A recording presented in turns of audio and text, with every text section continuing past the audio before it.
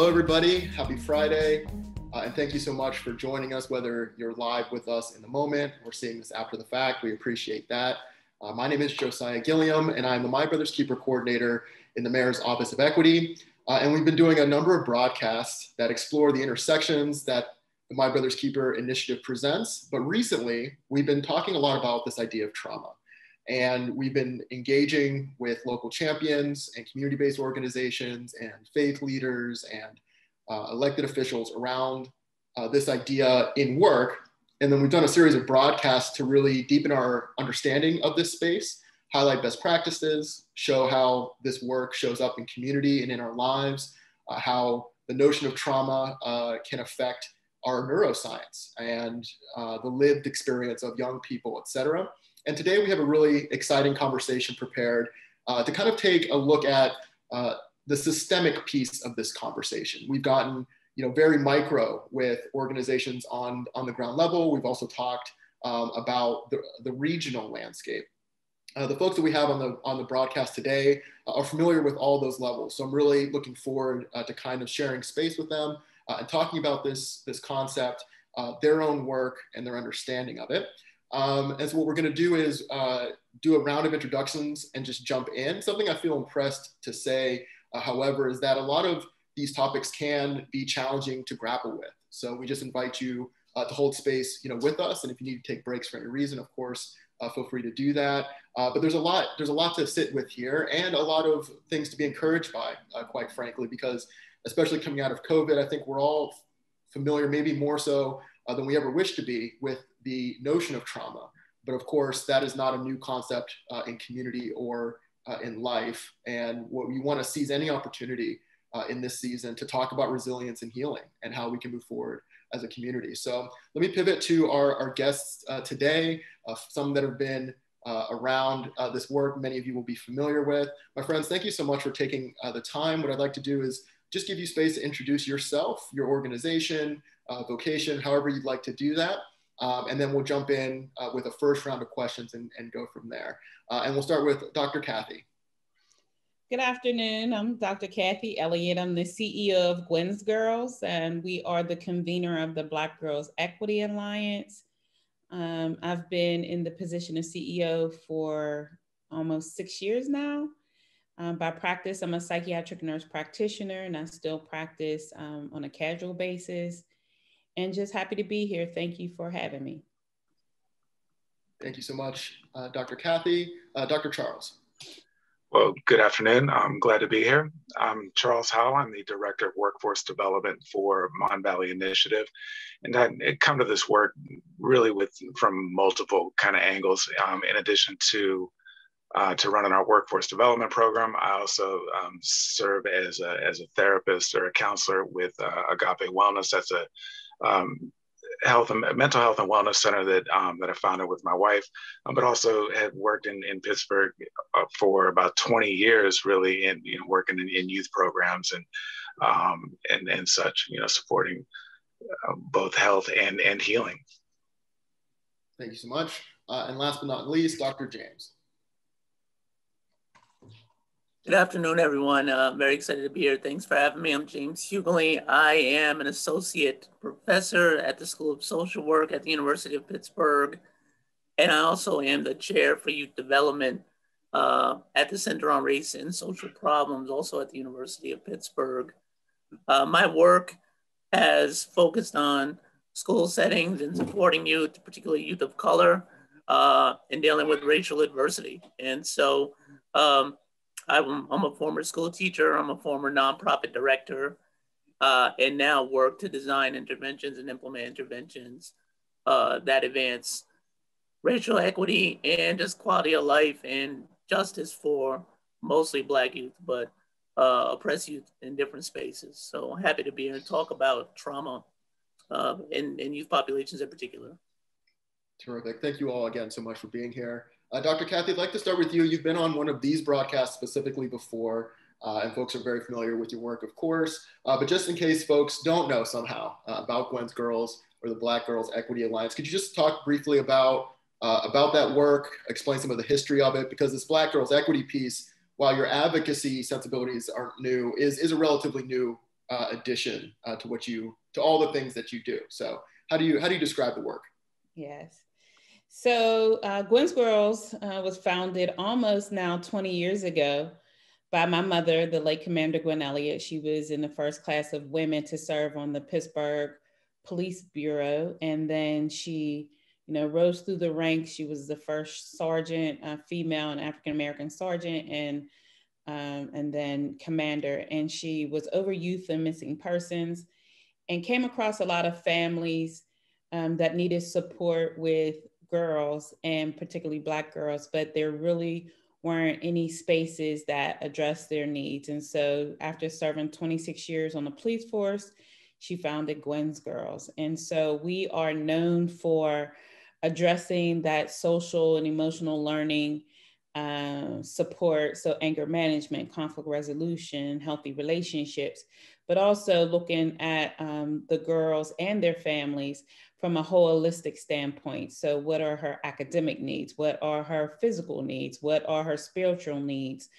And so also making sure that she and her family has access to address those needs and opportunities that oftentimes our young people that live in the urban spaces here in the city of Pittsburgh don't have access to.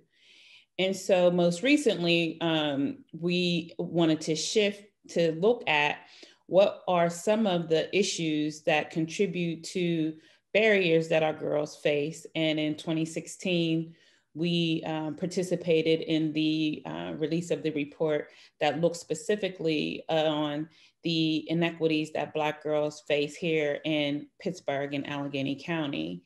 And I'm sure we'll get into some of this, but the disproportionate rate of Black girls and Black youth in general being referred to the juvenile justice system or removed from their home and placed in some type of congregate care or foster care, the health disparities that impact our young Black people is definitely something that needed to be and continuously needs to be addressed.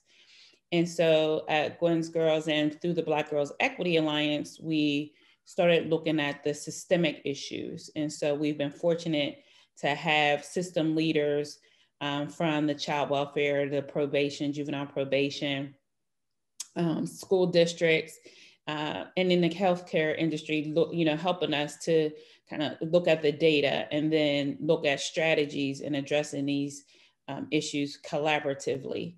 We've been fortunate to, collaborate with Dr. Huguley on several different occasions and continuously look at what's happening in the school to prison pipeline setting. So one of the things that guides what we do is shifting the narrative and shifting the focus on wanting to fix the girl or fix the youth, and really looking at how do we fix our systems that inherently have been and historically have been racially biased to Black youth and people in general.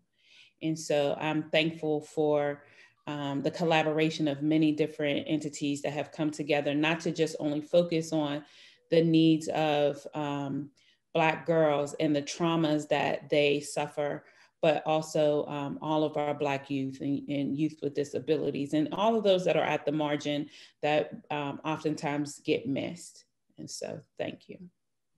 Thank you. So this evolution is so interesting. I'm wondering, how do you communicate with your young people and parents about the realities of systems change? Something I remember from my time working at the Homewood Children's Village is that, part of the work in dealing directly with families is meeting them where they're at and like the basic needs component of that work. And sometimes it was difficult in those settings to talk about long-term things or systems pieces, because what the family's focused on is what they need to figure out, the day-to-day stuff to take care of their loved ones and to make it through. So how do you communicate that, and how has that evolved over time?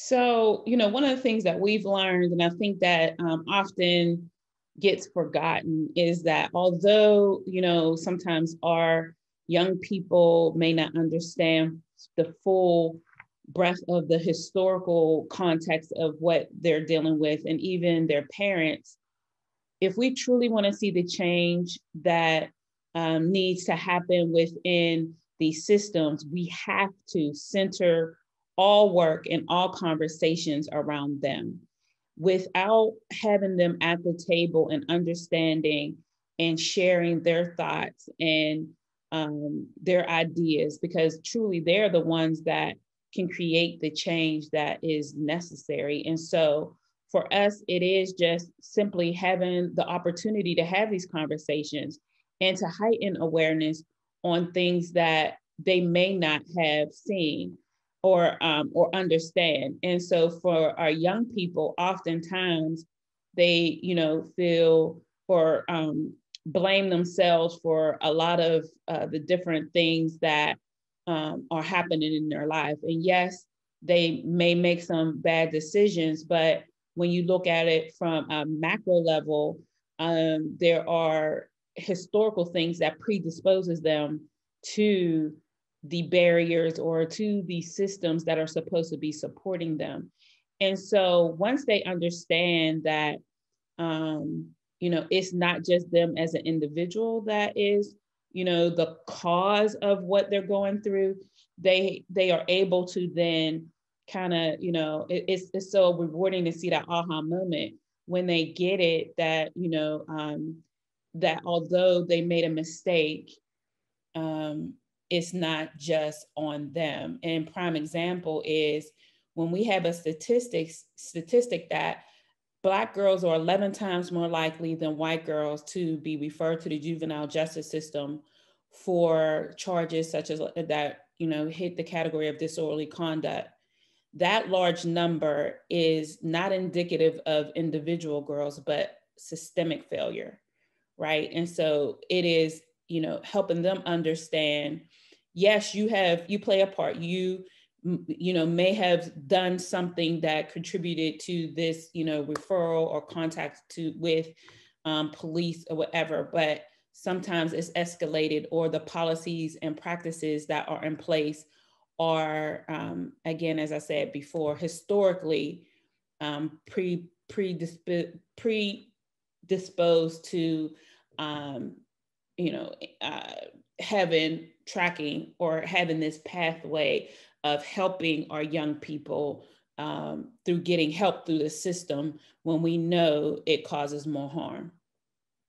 Thank you so much. Dr. Charles, I'd like to turn to you. Want to hold space for any reactions you have to what you've heard, certainly. But then I'd love for you to describe for us, if you could, the work of the Mon Valley Initiative and your private practice in this context. Sure. So, Kathi sort of sets this up. Like, a lot of the work of Mon Valley Initiative has been historically, the organization was founded about 30 years ago to respond to the collapse of the steel industry up and down the Mon River. All of those communities that were hollowed out after the steel mills left, Mon Valley Initiative and some of the local community development organizations got together, first of all, just to really work around housing and real estate. The work began around providing affordable housing, around property development, around rehab for resale, so that the people who lived in those communities, who remained in those communities after the industries left, had affordable, decent places to live. Over time, it evolved to then include the workforce development program, which is the program that I direct. And that program is really geared around helping folks do the work of closing the gap of financial stability. So, the first piece is helping people find jobs, find better jobs, connect to training programs to allow them to advance in their jobs, those sort of things. We do all of the supportive services, helping people navigate benefits, whether it be food stamps, Compass, housing applications, those sort of things. Right now, over the last year plus, we've been helping people through the emergency rental assistance program, helping them with that application and such. And then the third piece is basic financial literacy. Some of the reasons that that poverty persists in cycles in certain communities is, simple things like, not knowing how to budget, not using banking systems, those sort of things. And so all of this all of this work is really done individually. It's really done by coaching people one at a time and moving with them at the level of being able to build trust with people. What we discover along the way is that, the vast majority of people that come through our offices, come because they're at the end of the road.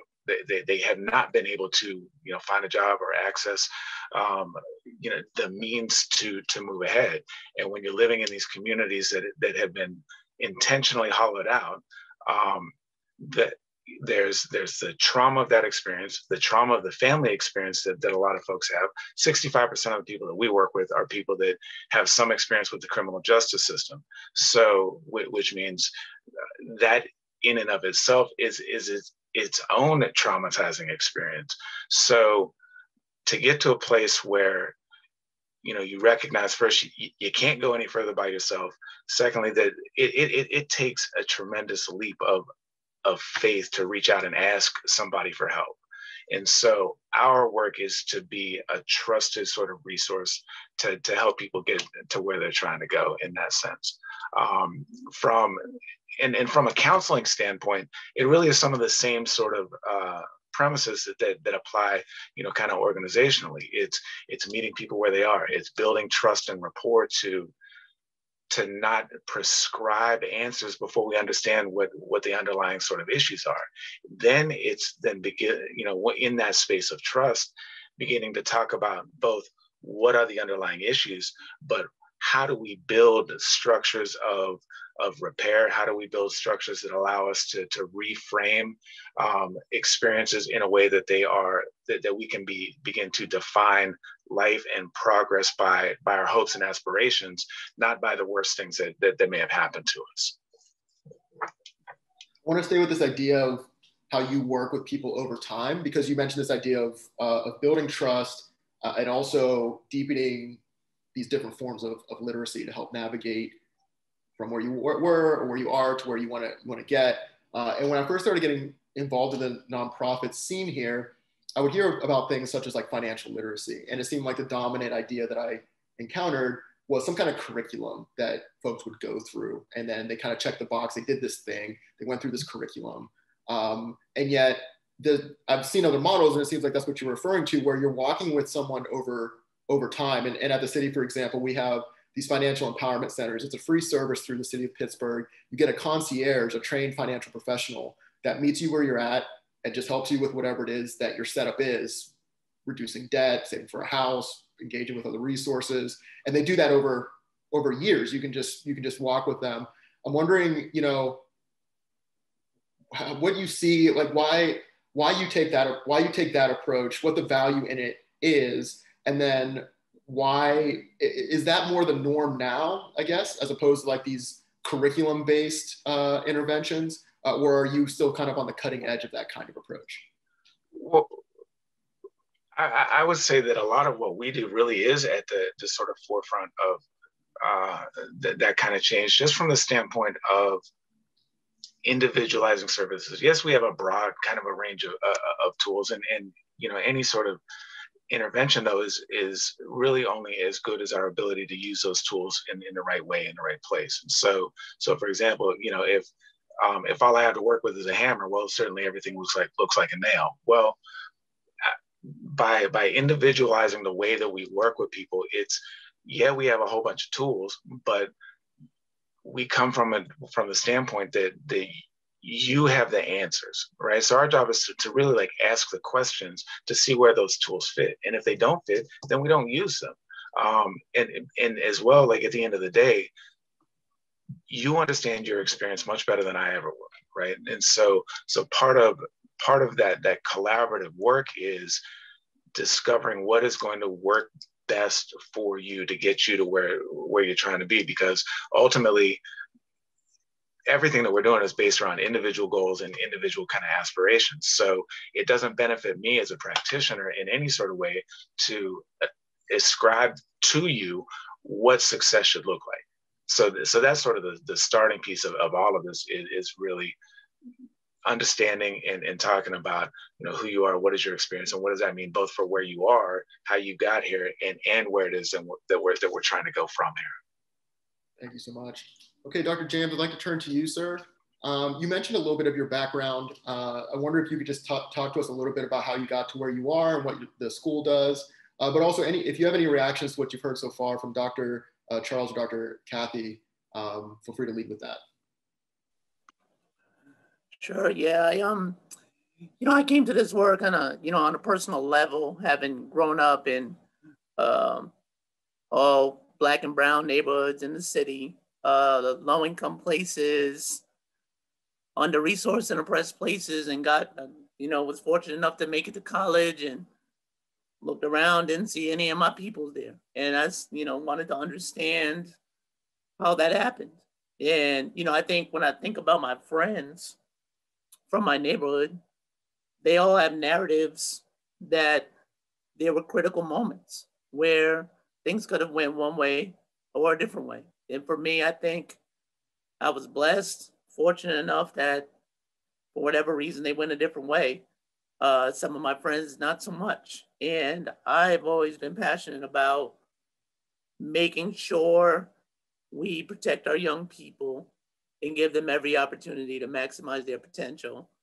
And I think about that in two ways. And going back to something that Dr. Elliott said around the fact that we need to understand that there's a system at play here, and we need to fight. On one hand, we got to fight to change those systems to help people thrive wherever they are.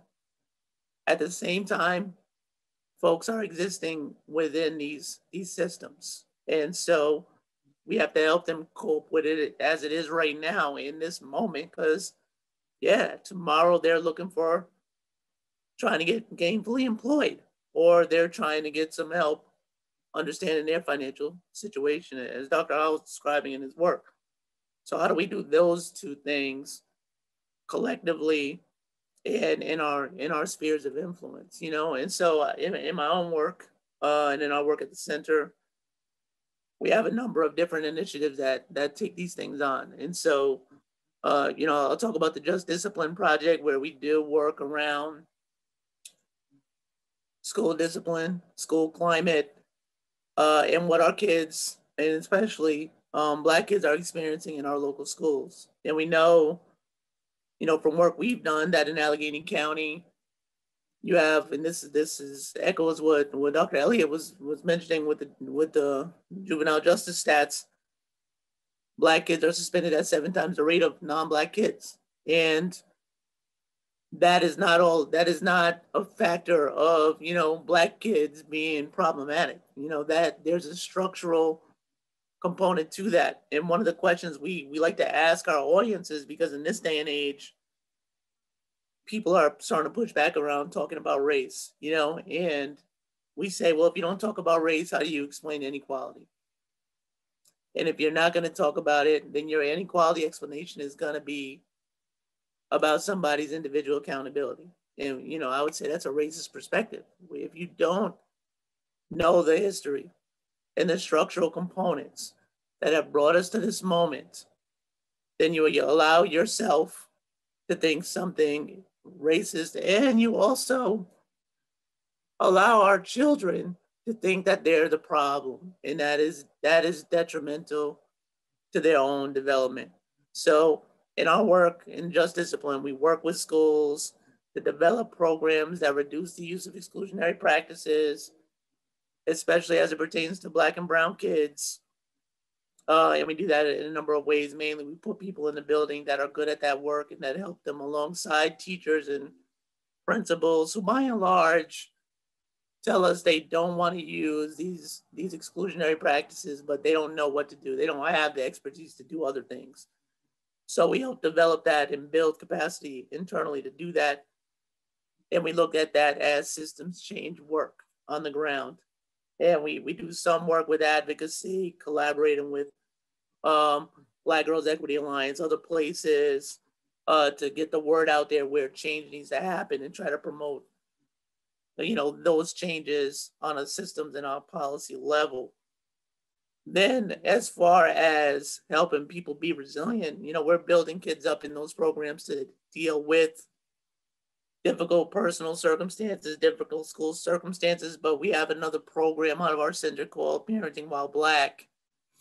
And Parenting While Black is a group intervention where we bring parents together and we really help them think about race as it pertains to youth development. In our research and other people's research has really shown very definitively that for Black and Latinx kids, affirming their racial identity and having a positive racial identity and parenting practices that do that are strongly connected to positive youth outcomes.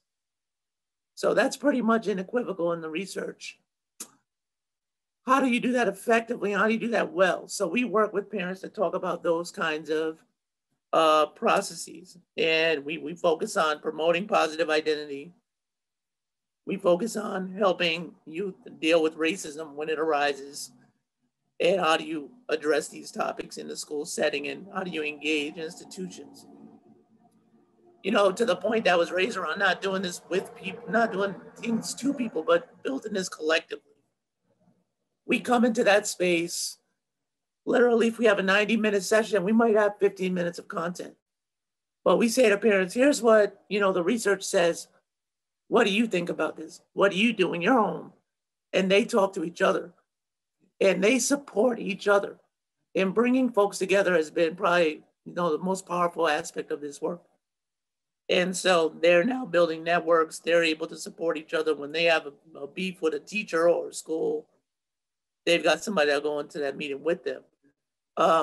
So those are things that are building resilience and knowledge and on a network, on that level, because we know that being resilient is not only about your mind state, it's who you have around you in your support network. So building that up. And when we think about trauma in these spaces, you know, we also think about trauma on that structural level. Like there's racial trauma. We could talk more about this, but there is traumatic impact of experiencing interpersonal racism. That is a trauma in and of itself, especially repeated. It has, you know, consequences for mental health, physical health. We know this. But the inequality that we see in our society that overexposes kids to community violence, to poverty, things of that nature, those are traumatic and they are racialized when you look at the structural system. So when we respond to trauma and we think about resolutions to trauma, we have to think about the reparative solutions that are take into account that structure, as well as what happens day to day. And so we think about that from a practice perspective and from an advocacy perspective across these programs. Thank you. I wonder, I want to open up to everybody here. When I hear this idea of reparative solutions and this idea of trying to encourage a sense of positive racial identity, and also it seems to be a bit of a transformation too, from this notion of I am the problem to there's other things that play here, and as such, here's how I move forward.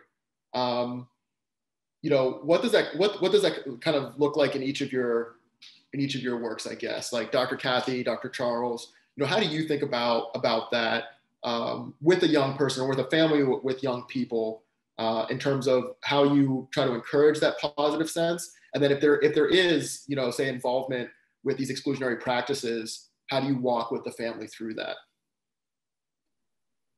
So I 100% agree with what Dr. Huguley said.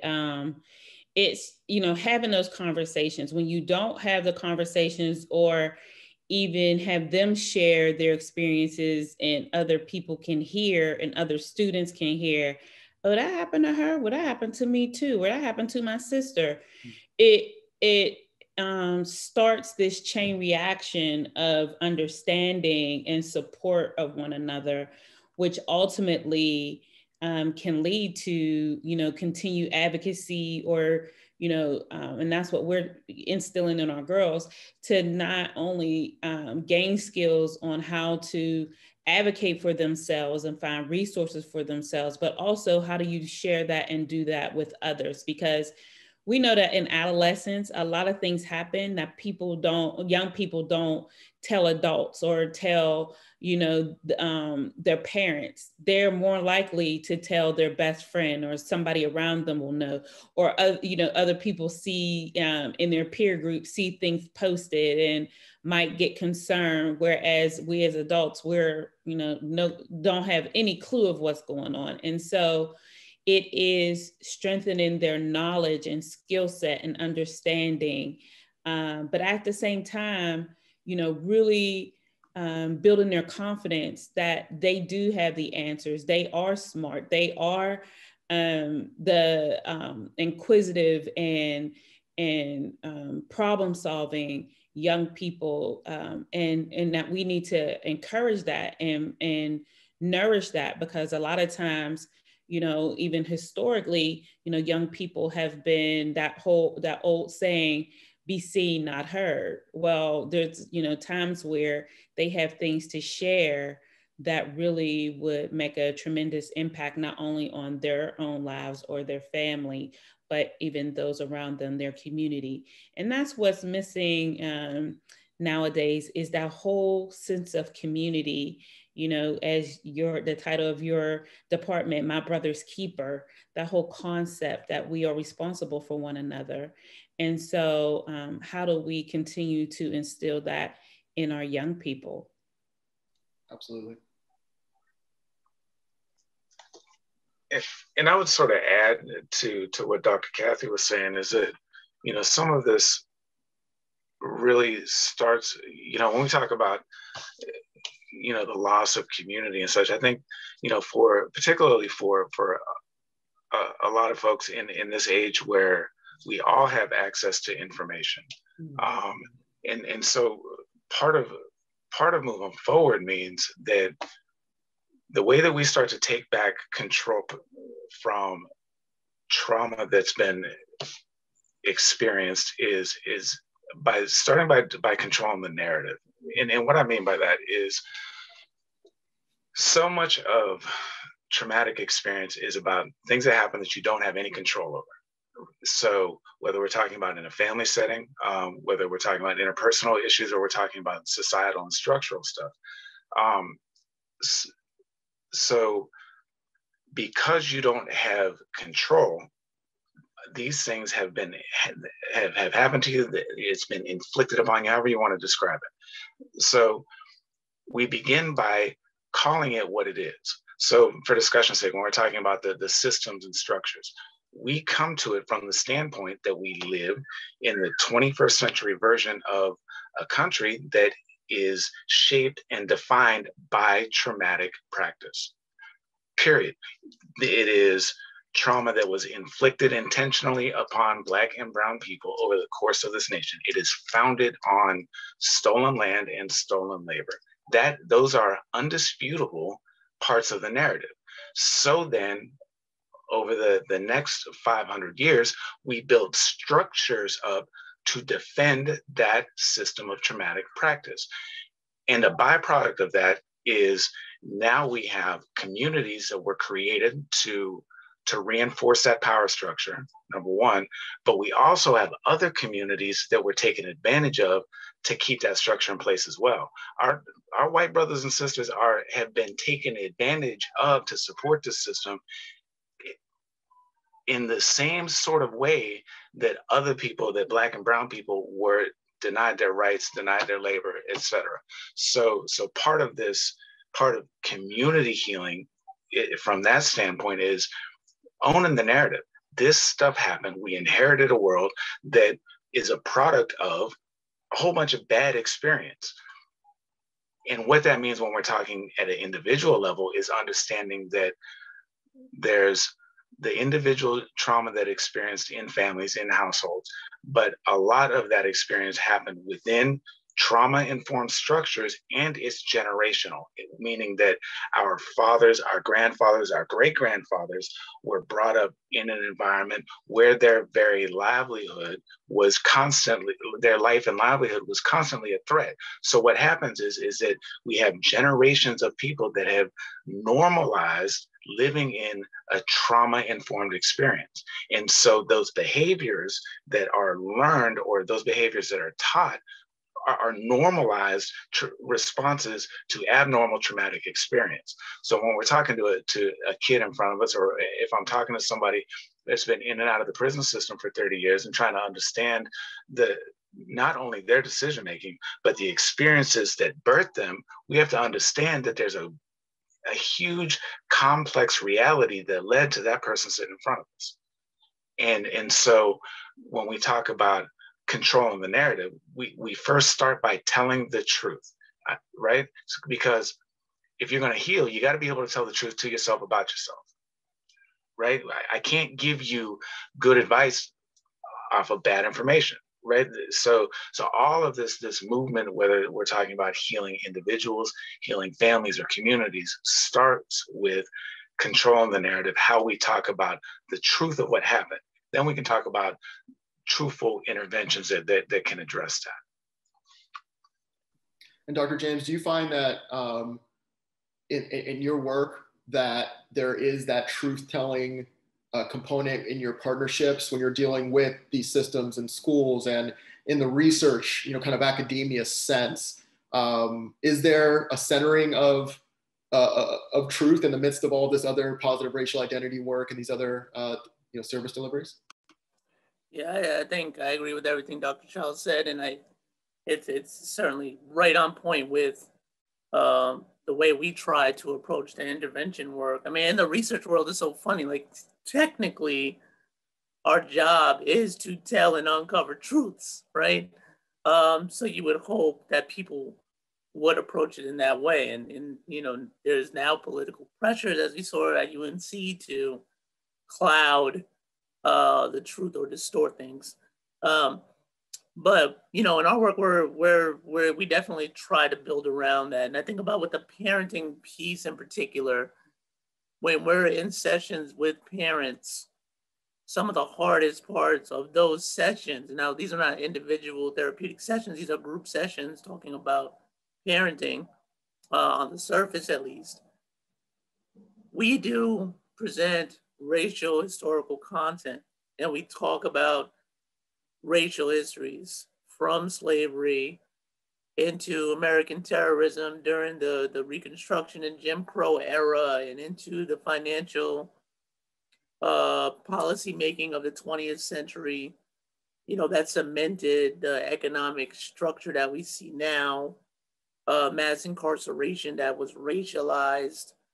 And when we present these things, I mean, they hit close to home. These are not abstract concepts for these families, and I mean, even down to health science. When you talk about, birth rates and maternal health and Black babies' health, these are things that hit home for people we're talking to.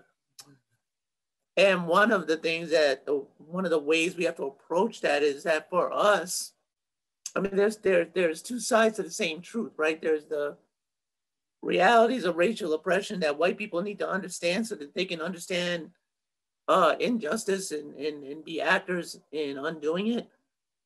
Then there's the reality of racial oppression within the oppressed community that can add additional weight to your everyday walk.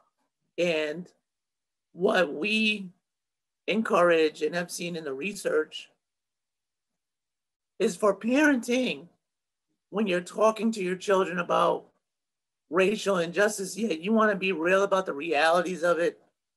You want to make sure you're talking about it at a developmentally appropriate level. I have a 4 and 6-year-old. We don't have deep conversations about the traumas of slavery right now. That'll come later. But they know they might be treated unfairly because of how they look. And we talk about how to respond. But one important part of that message is that you can do it because this is our history and we've always overcome and we've always done that and we support each other and we're resilient. A lot of mainstream media attention on Black family, for example, frames Black family as problematic in a racist way. When you look at the historical record and you look at the fact that Black families were not allowed to even exist for 200 years, The story of the Black family is a story of resilience. It's an amazing story, actually. And so we need to understand that, build on cultural strengths, make that part of the conversation. So when you tell your child, as many of us have heard, you have to work twice as hard as the next person to get ahead, make sure you add on, and you can do it because we've always done it, and this is who we are, and we're going to continue to thrive. So that thriving, that resilience message is also an important part of, one, undoing, I am the problem. You undo that, you're not the problem's external, but you also have it within you, and we have it within our community to thrive in spite of, because that's our history. Yeah, I love that.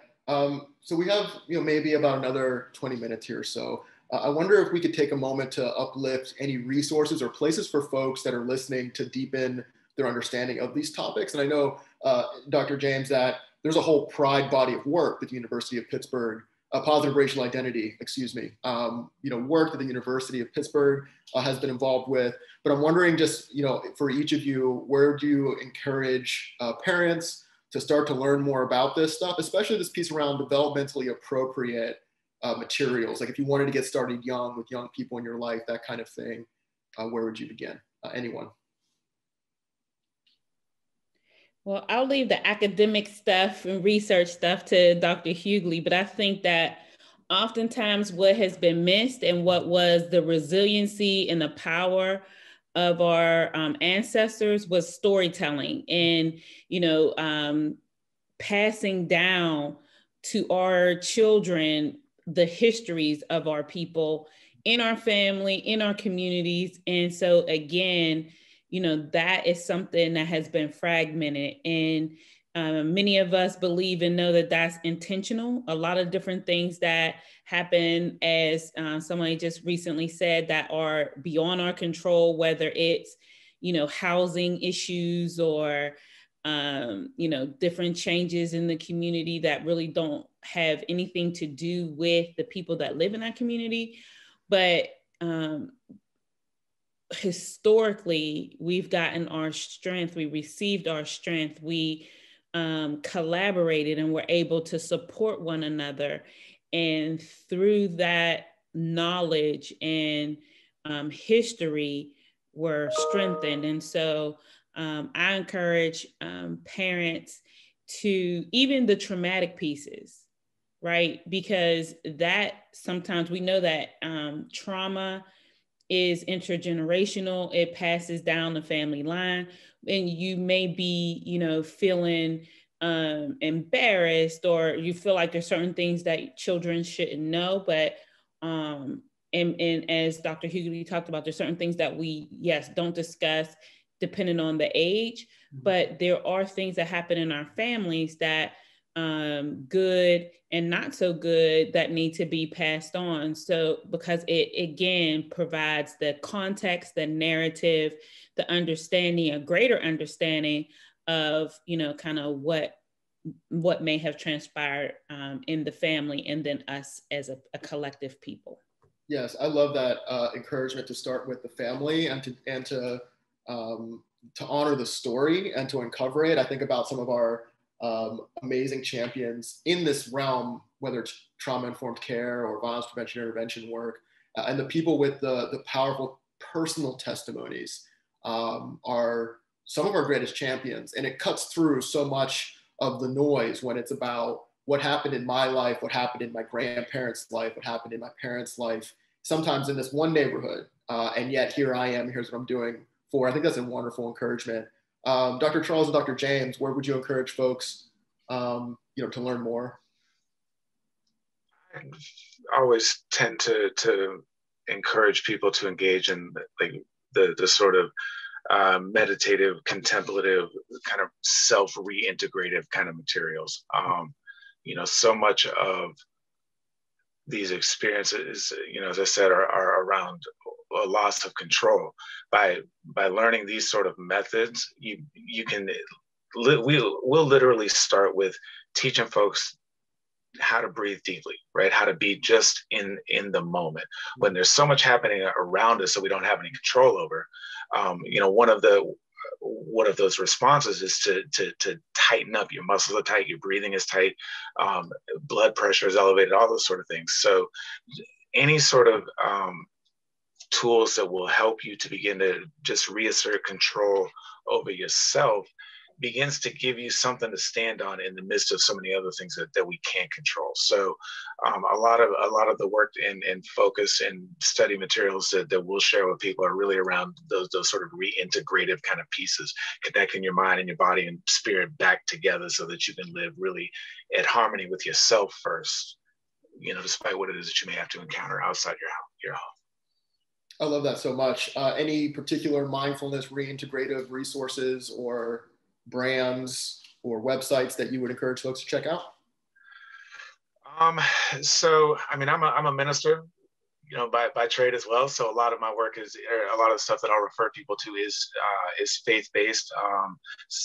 There's, simple books called like The Way of a Pilgrim, which is, it's a story, but you follow this brother Watkins, the story and the practices that he uses to ground himself as he's going through his pilgrimage.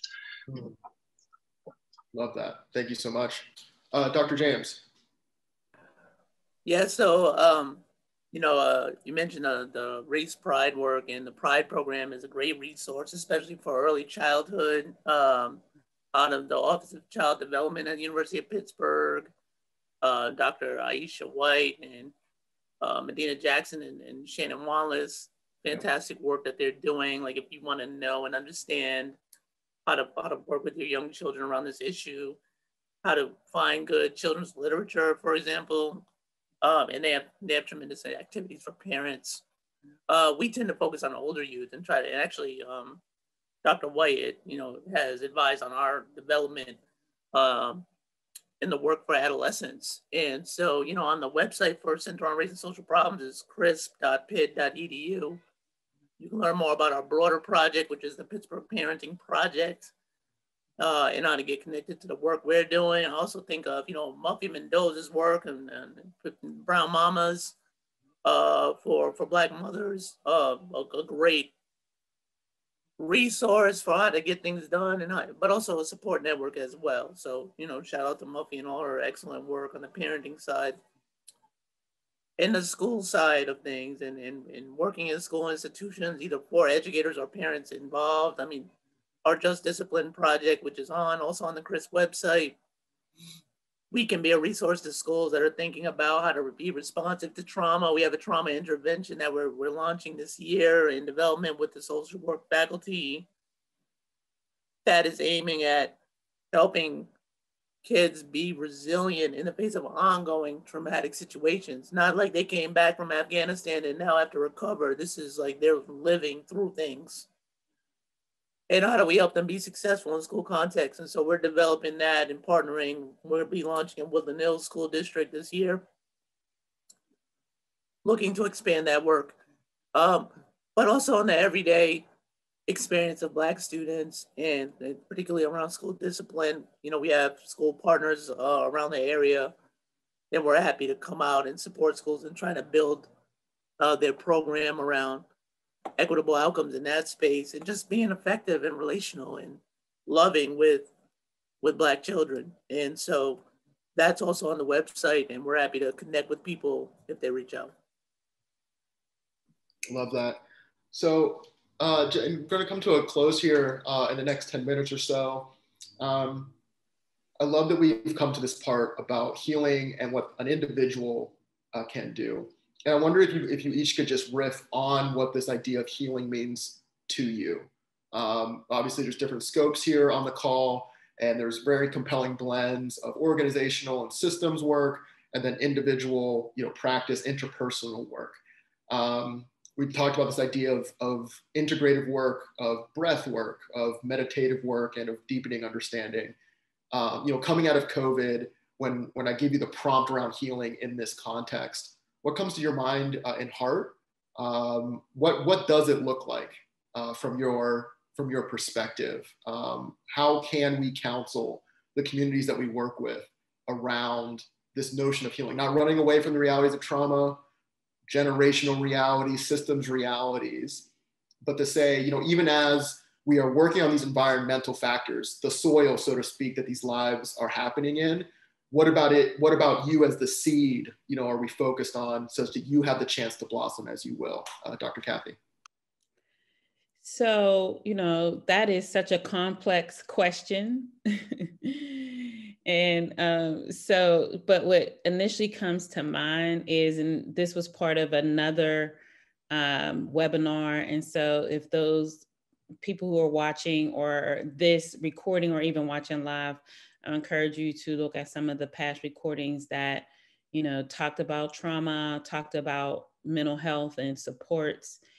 And so for me, healing just means to be well or well-being. And so I think that fluctuates. And so it's being in tune with yourself and learning how to be in tune with yourself on when you are well and when you are not, and then making sure you have what we call a safety plan. Our organization recently was certified in the Sanctuary Trauma-Informed Model, and that's one of the tools that we use with our young people and our families, and even as staff, that when you feel this sense of, anxiety or not being well, before you even get to that phase, what are some of the things that you can do that for you makes you feel more at peace and healing, whether it's meditating, whether it's going for a walk,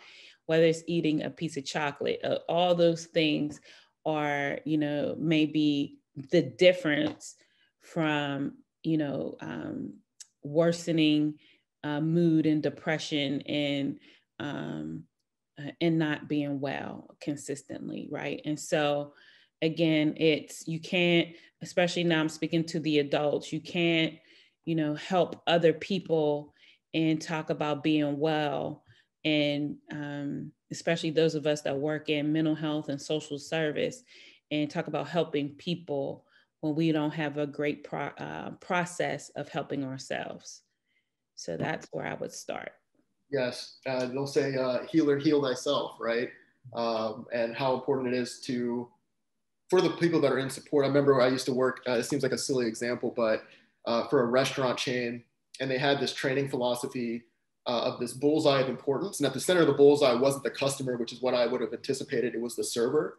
And their philosophy for training was that if you support the server and their needs, they will take care of the customer, which was that next ring.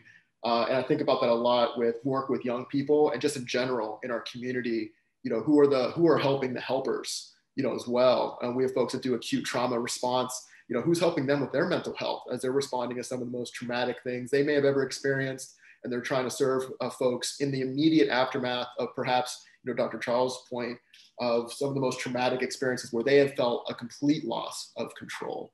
And so who's helping them? Dr. Charles, any thoughts for you around healing? I think about, you mentioned that you have this faith component too, this idea of peace, and not just peace in terms of stillness, but peace in terms of wholeness, which is what I take away from what Dr. Kathi just mentioned. Not just to become still, but to understand your own sense of wellness across the realms of your life. How do you think about healing and working with folks? I come from the standpoint that healing is personal and communal. That who it is that we're trying to become individually is never disconnected from our social relationships with the world around us. One of my favorite professors in the world gave us this Swahili word Ubuntu, and the way he described it is that it means people are people because of other people. It means that we are defined in large part by our relationships to other people. So I'm a father because I have children. I'm a student because I have teachers, and all of that, really begins from the notion of, seeing and being seen by other people. So much of the traumatic experience is someone, something, some system trying to deny you your own humanity, denying you your right to live and breathe in the spaces that you're born into. And so much of this work is about taking back that narrative and owning the space that you inhabit and owning your right to it. And so some of that work really begins with teaching people how to begin to trust themselves. When I've lived and grown in these experiences where I have no value, then my thoughts and opinions have no value either. And so we begin to believe that. And so we begin to tell ourselves the narratives that society tells us, or that our oppressors and abusers have told us. We work to take that back, to begin to build trust with yourself, that if we teach you some skills, that you can begin to not only build some competence, that you can make good decisions, but that you can have confidence in yourself to continue to make good decisions. And then it's about becoming a trusted partner for yourself. Then you can become a trusted partner for the people that you, in the various social circles that you have to interact with. And all of that, sort of builds. There's like layers to it, So, as we're talking about how do we change the social structure, well, you don't change a whole system just overnight. You change a system by changing people. So if you're somebody that can trust yourself and can be trusted by others, part of that trust is built upon believing other people. You're not the only one that had an experience, and believe somebody else's experience. We don't do that. We just because it didn't happen to me doesn't mean it didn't happen. And so we take that and then we build upon that, by being intentional about how we talk to people, how we talk about people. Things like refusing to engage in stereotypes, refusing to be your to be the own negative. I'm old enough to have used tape recorders, to be the own negative tape recorder in your life. And other things like, when we talk about how we talk about other people, like, I don't see race. Well, in my estimation, that's a microaggression. That's a trash sort of argument, meaning I don't see your humanity. Especially in a racialized society, we can't say that we don't see somebody's race. That we're going to deny who somebody is.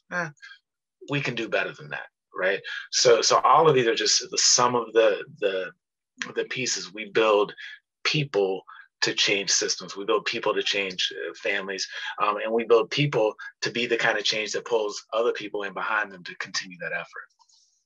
I want to say there just real quick, I wonder if you could say more about this piece of how we speak about ourselves and how we speak to others, this tape recorder idea. I'm thinking, as you were speaking, I was vividly remembering being in Helen Faison School, elementary school in Homewood pre-COVID. I think I was actually still at the Homewood Children's Village, and was in a classroom setting.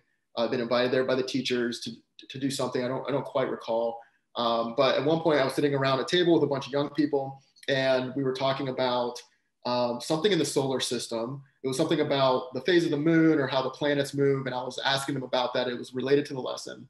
And the kids, in response to the prompt, it was like spontaneous, you're stupid, you're trash, you're dumb, you're trash, you're trash, you're trash, and all this stuff. And I come from a competitive sports background. I've talked plenty of trash, myself, but I was struck by this. These are young kids, early elementary. And so I wonder how you counsel families and young people to keep that in mind about how they're speaking to and about each other, which I think is also kind of a reflection of how they think and speak about themselves, which I think is probably a reflection of how they've been spoken to by others, in particular, adults in their life and older folks. How do we start to think about that part of it?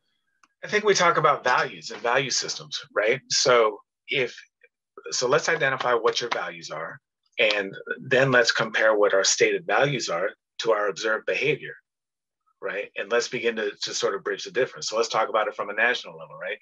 All people are created equal, right? In order to form a more perfect union. Well, all of our practice deviates from what our stated values are. How do we begin to have the conversations, or let's continue to have conversations that push us more towards what our stated value is? Because the value is an internal reflection, right? And so that's when we talk about the sort of reintegrative work, that's what we're talking about as well, is aligning our thoughts and our practices with what we believe or what we say we believe. And then we ask the question, is our belief true or is the practice errant, mistaken? That's so valuable. Thank you. Dr. Kathi, I saw you unmuted. Is something you wanted to add there? Oh, sorry, I went on back off on mute.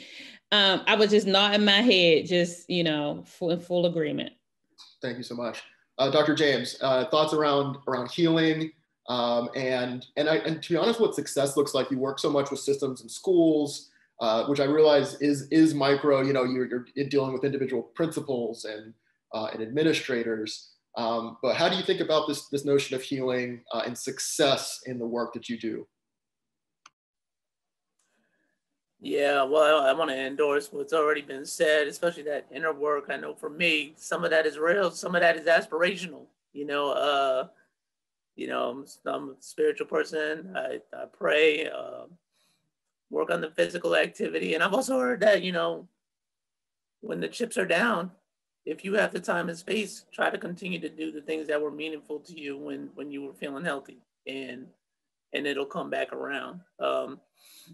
I think, you know, in the work that we do, a couple of healing mechanisms and what success looks like. I think, you know, there's that individual inner work, but then there's, I think, you know, you can't underestimate the support network. And we're humans and built relationally and need strong relationships. And in the parenting work, one of the byproducts, even when we were only doing research, even in just doing a focus group, you get these parents together to talk about their experiences. There's healing in just that 90-minute meeting.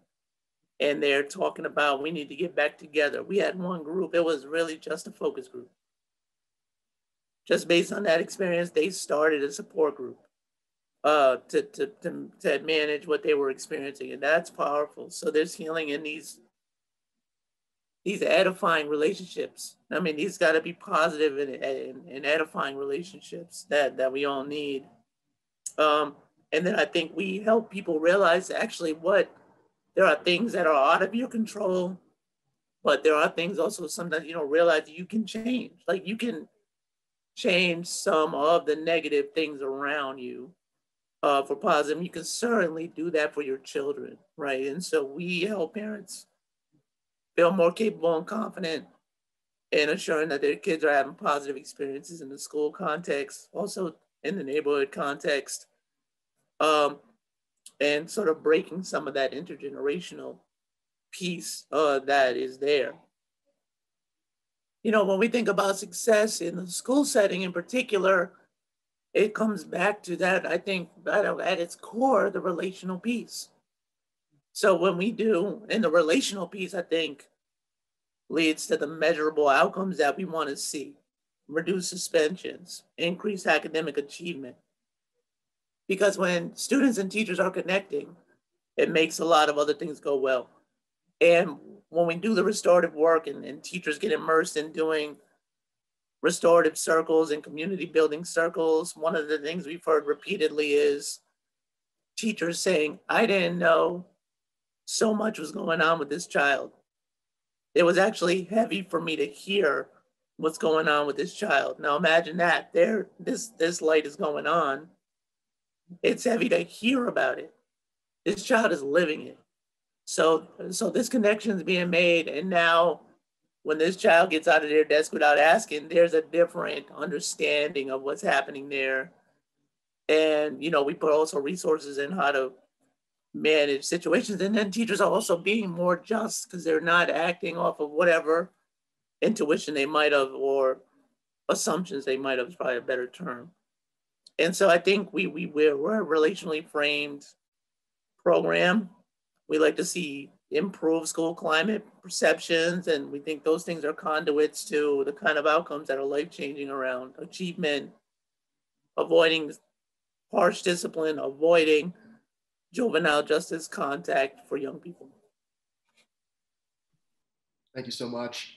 All right, my friends, it's been an hour. Obviously, there's so much more here that we could talk about. But to be respectful of all of your times, I'd like to just open it up one last round of just encouragements, whatever's on your heart and mind for those that might be watching, for just whatever comes to mind will be great. Dr. Kathi. First, I just want to say thank you for this invitation, and thanks for those that are watching. Just be well. Find ways to be well. That's different for all of us, each and every one of us. And so just encourage you to reach out and get resources if you need them and when you need them, and be prepared for when you need them, because we all go through things in life, especially unexpected. I mean, these past 18 months, who would have thought a lot of the things that we've all gone through? So take care, take good care. Beautiful. Thank you so much. Yeah, Dr. I mean, I would build off of that by, just simply saying, be better. Whatever better looks like for you. Be better today than you were yesterday, and the day better than you started. I can tell you just from the time that we've been together this afternoon, I'm encouraged by what I've heard from the other folks on this panel. I mean, none of us have all the answers, but none of us are in this alone. So, better also means connect yourself to somebody that's doing better, right? You can go fast alone, but we can do it right if we go together. So those are the pieces that I would add. Like be accountable to being better, whatever that looks like for you, for your household, and for your community. I love that. I love that. It reminds me of a term I discovered through some mentoring trainings. I was a trainer for the mentoring partnership for this evidence-based model for mentoring Black and Latino young men and boys. And there was this term that we covered with the participants called empowered person of color. And it was this acknowledgement of oppressive systems and history, but kind of what I hear you saying, Dr. Charles, around how better is possible. And an empowered person of color is someone who's kind of actively thinking about that and moving in that direction as they can, as they will, in community and over time, which is, I think it could not be emphasized enough. So thank you for that. And last but not least, Dr. James. I'll just say, be courageous. I think sometimes taking the steps to try to be well yourself are scary from any perspective. You don't know if things are going to help. You don't know if things are going to work. You don't know how you're going to be received by people if you're seeking supportive networks. But take those steps to do it, and being proactive in it is going to be, the way you get there. And, I'm confident that if people start to take steps towards healing, that it will come their way. So, just be brave, be encouraged, be around people that will encourage you, and you'll get there. I mean, what more can be added? Be well, be better, be courageous. I mean, that's good advice for anyone, certainly, but I hope that strikes a note with those that are watching the way that it does with me. All right, we're going to wrap up here. I want to begin the wrap up by thanking each of you for your time today and for the work that you do. It's been a distinct honor and pleasure working with you on this, and looking forward to the future. And I want to thank everyone for their time that is watching. Please engage with the leaders that you see on the broadcast. You can find them at their organization's websites, the ones that they mentioned. We'll have things in show notes and stuff like that to make that easier for folks. But I hope that it's clear that there's a lot of good work happening, and that there are people taking these issues not just seriously, but taking them to new levels, holistically, and pushing us forward. We're going to continue to do more broadcasts to do deep dives in this space, more on trauma, but also just highlighting work that's happening in communities so folks can be encouraged. So we know that there are tremendous challenges, but I think the challenge for all of us that are living is to see what we can do in terms of community in the time that we have. So we're going to keep being intentional about that. Stay on the lookout for additional broadcasts. And in the meantime, please stay very safe and very well. Take care.